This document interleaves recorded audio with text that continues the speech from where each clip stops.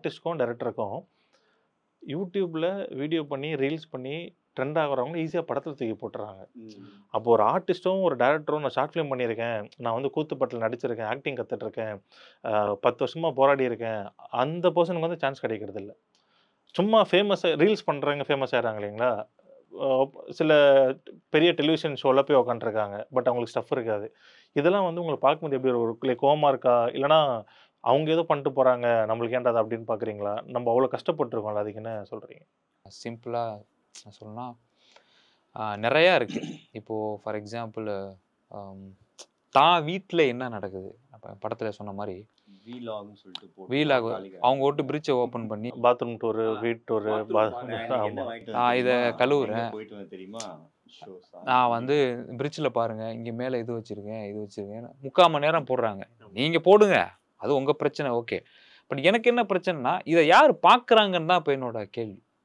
இல்லை எனக்கு நம்ம படத்தில் எனக்கு என்ன பிடிச்சிருந்ததுன்னா, அந்த அந்த ஹீரோ பேர் மட்டும் இன்னொருத்தர் நடிச்சிருப்பாங்க நம்ம அங்கே மகேஷ்.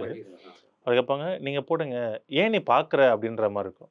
நீ யூடியூப்ல என்ன வேணா போட்டுக்கோ, அது இன்னொருத்தங்க நீ ஏன்டா பார்க்குற அப்படின்ற மாதிரி கேட்டிருந்தீங்களா? அது எனக்கு கரெக்டாக இருந்தது. யார் வேணா போட்டுன்னு போட்டோம், ஆனால் நீ ஏன்டா பார்க்குற அப்படின்றது நம்ம படத்துல இருந்து அது ஒரு இதுவாக எடுத்து கரெக்டாக இருந்தது. வந்து ஒருத்தவங்களை ப்ளேம் பண்ணி சொல்லக்கூடாது.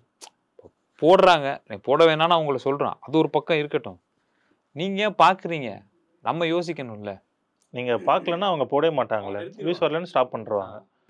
நம்ம வீட்டு ஃப்ரிட்ஜ் என்ன இருக்குது, பீரோ என்ன இருக்குது, என் வீட்டு தோட்டம் லைக் பண்ணுற வீடியோ பிளாக்ஸ் பண்ணுற அந்த சேனல் ஓனர்ஸ்க்கு நான் சொல்லிக்கிறேன் என்னென்னா, நீங்கள் எவ்வளோ டைம் அதாவது பணம் சம்பாதிக்கிறீங்க, you losing money, I mean time as well as your relationship among your friends and relatives.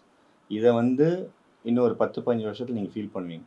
இன்றைக்கி பணம் வரலாம், ஆனால் கோடியாக பண்ணி நீங்கள் சம்பாதிக்க போகிறதில்ல. சொற்பமான பணத்துக்காக உங்களுடைய ஸ்கில், ரியல் ஸ்கில் படிச்சிருப்பீங்களா, you must be an educated girl or boy, அதுக்குண்டான ப்ரொஃபஷனுக்கு போயிருந்தீங்கன்னா இண்டஸ்ட்ரி வளரும், அந்த நாடே வளரும்.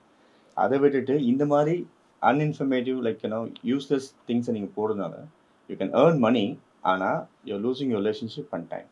ஸோ இந்த ரிஸ்க் உங்களுக்கு ஃப்யூச்சரில் இருக்குது. இது என்னுடைய தாழ்மையான வேண்டுகோள். அதுலேருந்து வெளியே வாங்க. இன்ஃபர்மேட்டிவ் விஷயம் ஒன்று, அதே வீடு, அந்த வீடு புதுசாக கட்டின வீட்டை நீங்கள் எப்படி கட்டினீங்க, like what are the things you have, அது எவ்வளோ ஸ்ட்ரகிள் பண்ணி சொன்னீங்கன்னா அந்த இன்ஃபர்மேஷன் வந்து எனக்கு யூஸ்ஃபுல்லாக இருக்கும். நான் வீடு கட்டும்போது நான் பார்த்து பண்ணுவேன்.